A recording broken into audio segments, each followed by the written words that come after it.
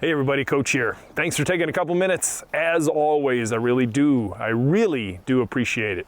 Special thanks out to a couple of people this particular week that picked up the Homescape 1.0.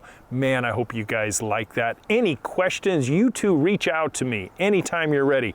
I'll be glad to answer more questions for you. Hey, here we are in the middle of May 2022, and we are a lot closer to the summer solstice than we were the spring solstice a couple months ago. And I was putting together some content script-wise, and I had a couple of events that happened that kind of made me focus in on what this week was all about. So let's get to it, shall we?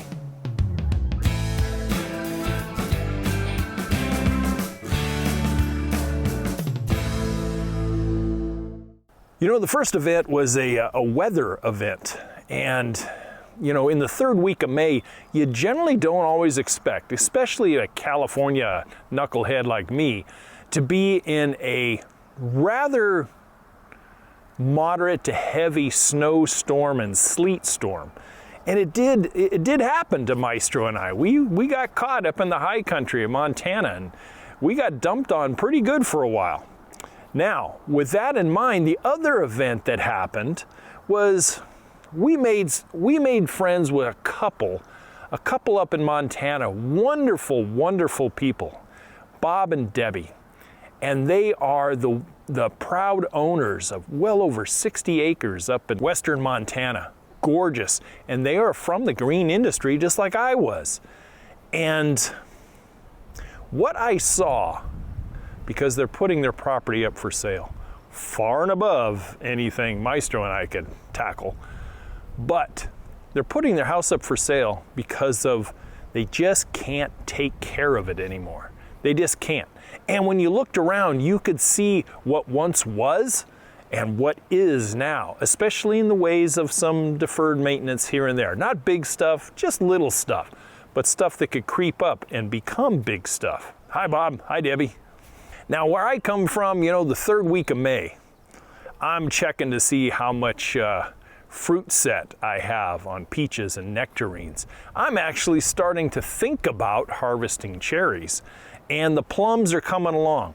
And those peaches, nectarines, and plums, I'm going through and thinning this time of year. Up where we were, the peaches, the cherry trees, they're barely even starting to get to popcorn stage. They are just barely blooming. So what I was realizing is a very short and narrow growing window. And by the time things are growing, by the time things are fruiting up, you're already talking late July, August, maybe even early September, depending on what you're growing. And I started to think about this narrow window of opportunity and how that can lead to people going, you know what, screw this, I'm done with this stuff. I really am. So what we're talking about this week is the fallout that comes from landscape burnout.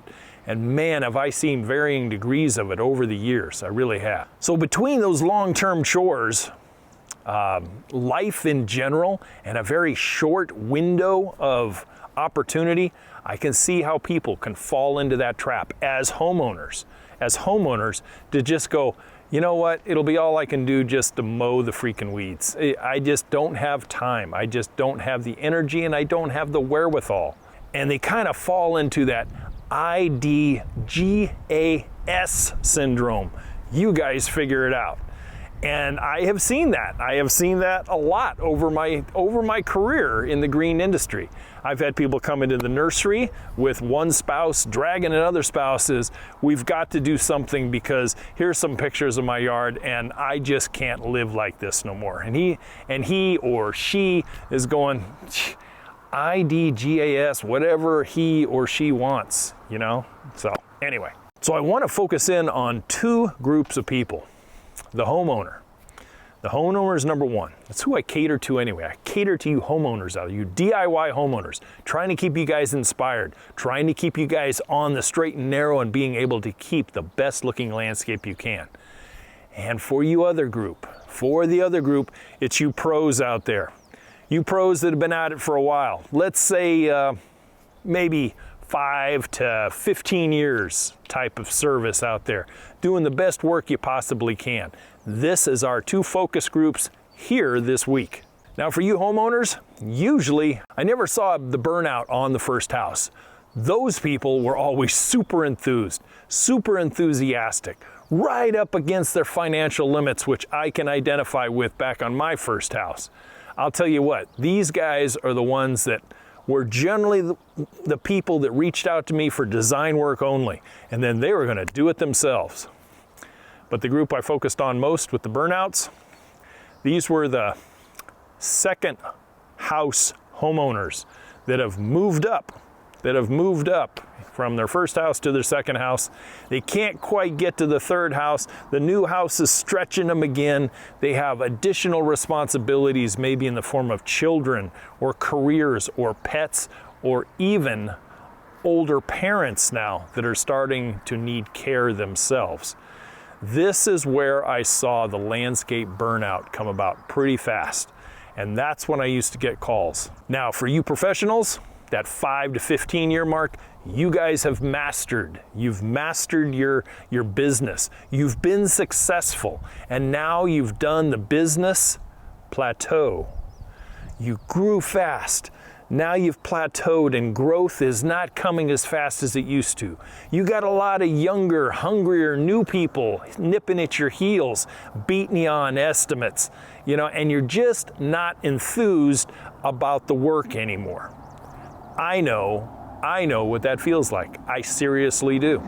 I have been not only the homeowner where I'm trying to get inspired to do something nice again, and I've certainly been the contractor and the designer going, is there anything else I can do for a living? This is just not getting it for me anymore. So let's talk about a couple of solutions and some avenues of escape so that these things come around and you guys get reinvigorated and enthused again. One thing that a lot of contractors, not just landscape contractors, fall victim to, and it's the old money, duck, pence or a pound. I don't know, it came from, what was the name of that movie? For you contractors out there, we get sucked into that rabbit hole called the almighty buck.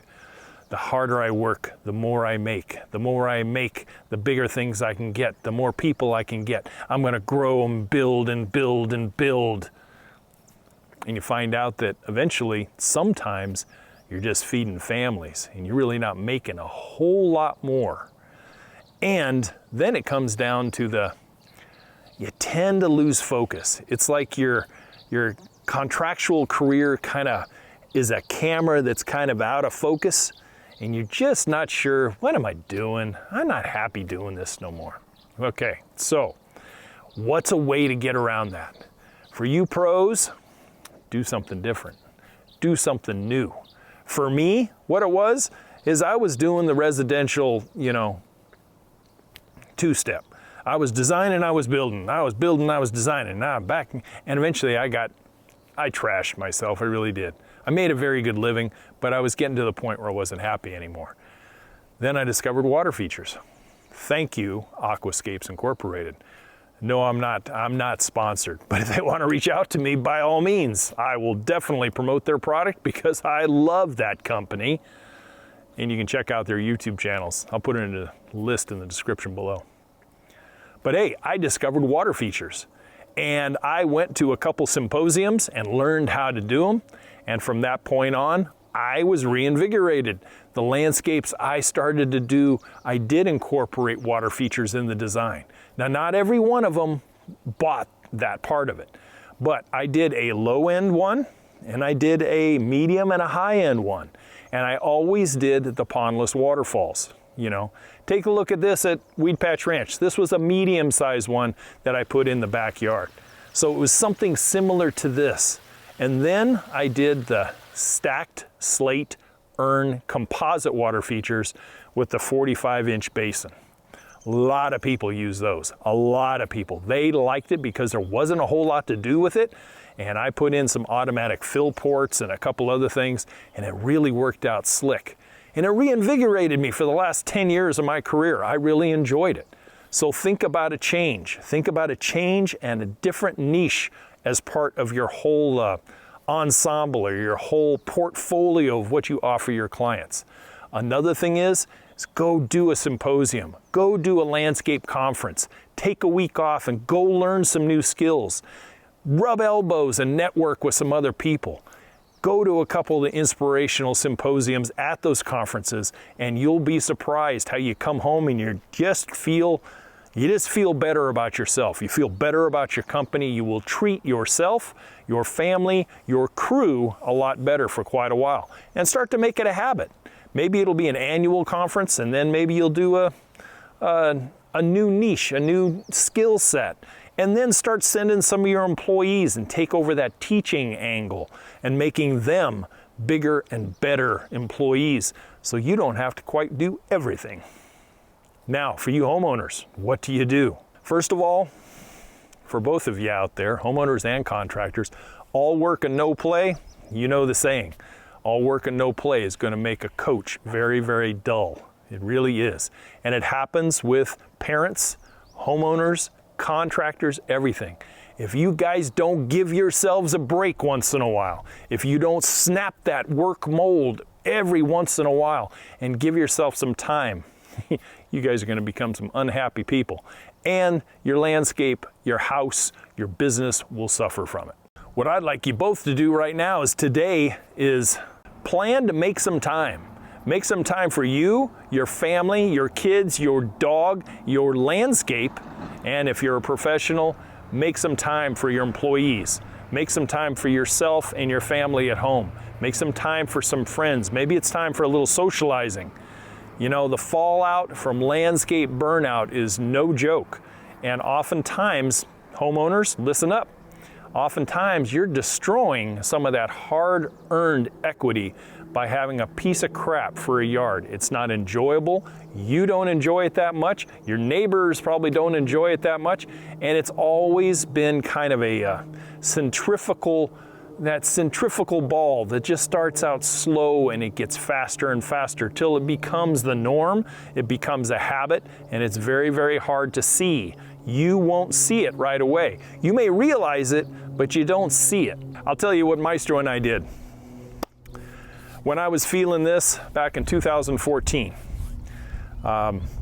we ended up buying ourselves a slide-in truck camper, and on my old work truck, big white shark, we put that camper on there, and we gave ourselves a deadline. We were going to save some money, and we're taking a 1-month freaking vacation. Maestro had plenty of time at work she could take off without any problem.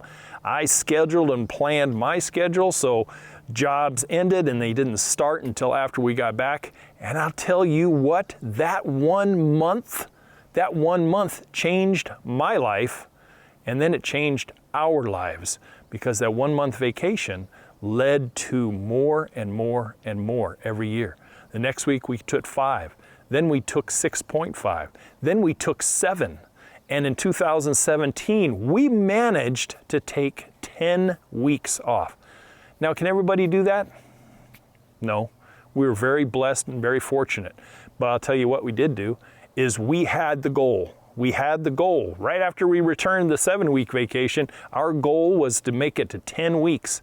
And we did a wonderful North American trip. We really did.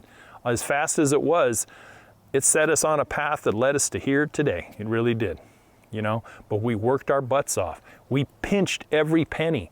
We scrimped and scraped, and then we set up care for the ranch, and we were gone.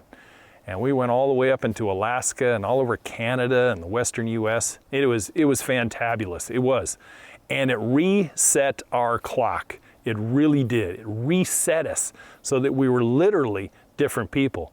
Maestro went back to work as happy as a lark. I went back to work with a whole nother goal in mind, and that was retirement. And it wasn't too much longer after that we started moving and shoving investments and stuff around, and brought us to where we're at today. So the fallout from landscape burnout can be a biggie, and you want to avoid it. Homeowners, one of the greatest things that I have seen that can really stop burnout as a homeowner. stop that fallout from landscape burnout. And that is, you make it a team approach. You make it a team approach. It's the hardest thing to do sometimes because you bring in, BFFs and family and critique and criticisms into your world, which we don't always welcome. However, getting another eye on stuff and then scheduling up a yard day. And be humble about it. I need you guys' help. We've lost focus a little bit and we need your help. So would you please join us at 9 o'clock on Saturday, and we are going to do a landscape blitz. Now, I don't mean a complete, HGTV, yard crashers makeover, unless you think you have the skill set to do that. I did a few in my time. I'm just talking about a really good cleanup, trimming, removing, mulching, fertilizing, sweeping, whatever it takes, and then at the end, everybody gets to sit down, you pop a beer or whatever beverage, sit back and have a meal, socialize a little bit, and tell everybody thank you. Tell everybody thank you very much. And then remember to pay it back. Remember to take care of those people that came and took care of you. Very, very important. And I guarantee you, when you look at your new yard at the end of that weekend, or the end of a couple of weeks that you've dedicated to it, you'll be proud again. You'll be reinvigorated. And not only that, but the example you set, if you have youngins around, that is where it's really gonna invigorate you. That's where they're gonna realize, hey, look at what we accomplished. Look at our yard now. I got to help do this. I guarantee you, pay you back in spades years and years later. Now here's one solace that you can take to heart, and that is landscapes. Landscapes themselves are generally the most forgiving part of your property. They'll look like shit. They really will. They'll look like dog crap, but with a little TLC, little water, little food, little pruning, you can make a landscape bounce back. You can get new plants and replace the dead ones. You can do a lot of stuff. But you can't do that to some parts of your home. You can't do that to the leaky shower basin on the second floor bathroom that is now starting to stain your living room ceiling. That's not a time to go, I get around to it, whatever. Nope. How about the car that gets you to work and to school to pick up the kids? You hear that rattle? You hear that squeak? You hear that grind? That's not the time where you turn up the radio and go, yeah, I get to it. It's just not something I want to tackle right now. Until on a wintry day, when you're going to pick up the kids and you're 2 miles out, suddenly that grind becomes a clunk and you don't go any further. Now you can't get to the kids. Now you can't get to work. And now you have $5,000 to $10,000 repair, when maybe just a while in your rearview mirror could have fixed it. So that's where that procrastination and that burnout can really rear its ugly head and really set you on a path of financial destruction and even further. You got depression and you got other things that can creep in. And by God, anybody who watches this video, I don't want that for you. I don't want that for you at all. I want you to go outside into your backyard on a Saturday morning and stand there with your hands on your hips and go, I own this. And this place looks bitchin'. I like this a lot. That's what I want. That's the end game on this channel as far as you guys go, both professional and homeowner, really do. Honestly, as we go through life and you get a little older, avoiding that burnout, it really turns out to be kind of a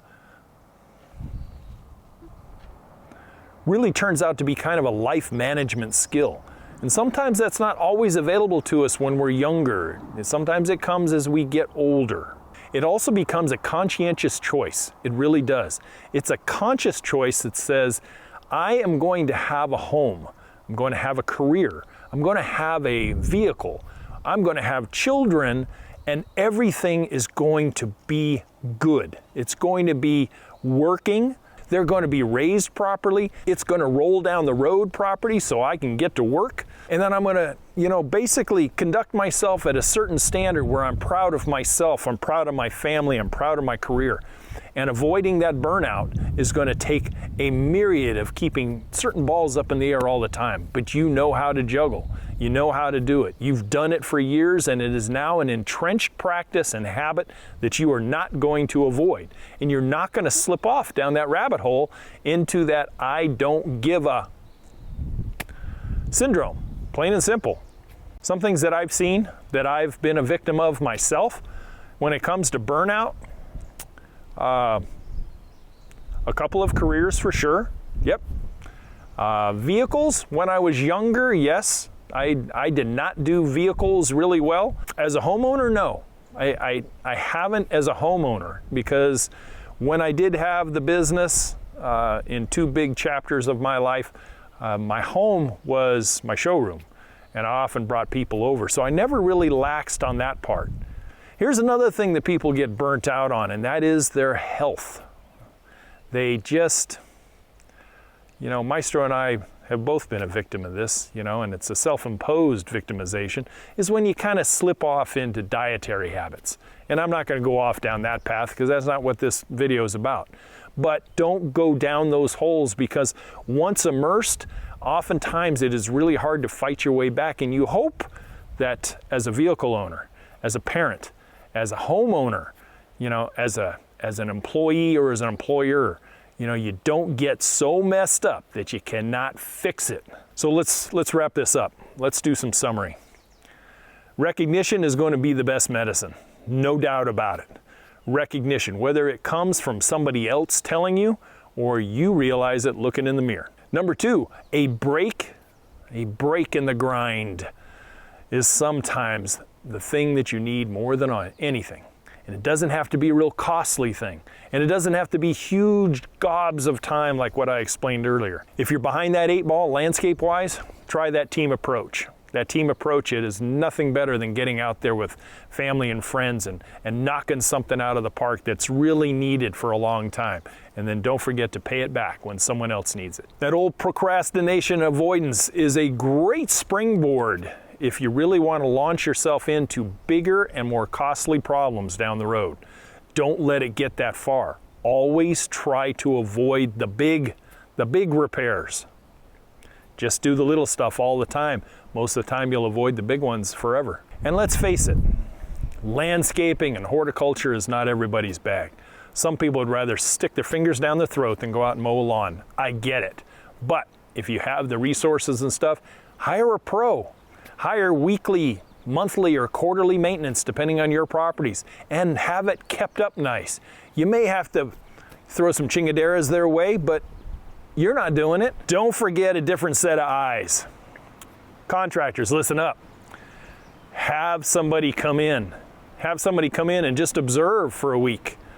And sometimes those different set of eyes is going to open yours to things that you never even considered. Homeowners as well. Take somebody take somebody you trust, and take someone who knows how to deliver a piece of criticism and have them put their eyes on it and say, dang, coach, if I were you, I'd probably tackle A, B, and C. And that A, B, that C, you might not even have considered. Finally, number 7, knowledge is power. The more knowledge you have, the more powerful and empowered you are. Strongly suggest checking out the ebook. Checking out Homescape 1.0 so you know how to do this stuff and you don't sit there and go, I don't know the first thing about going out and renovating my lawn. You will. Anyway, guys, that's what I have for you this week. As always, to your landscape success, thank you for taking a few minutes. If you are still with me here right now, hey, please consider subscribing to the channel. I do listen to the comments that I get. And for those of you who said the intro is too long, well, it's not anymore, okay? So you guys do have an influence on this channel. I want to see you next Friday. Don't forget the podcast if you're on the go. The plan of the week is here too. Thanks for your attention. You guys take care. Bye for now.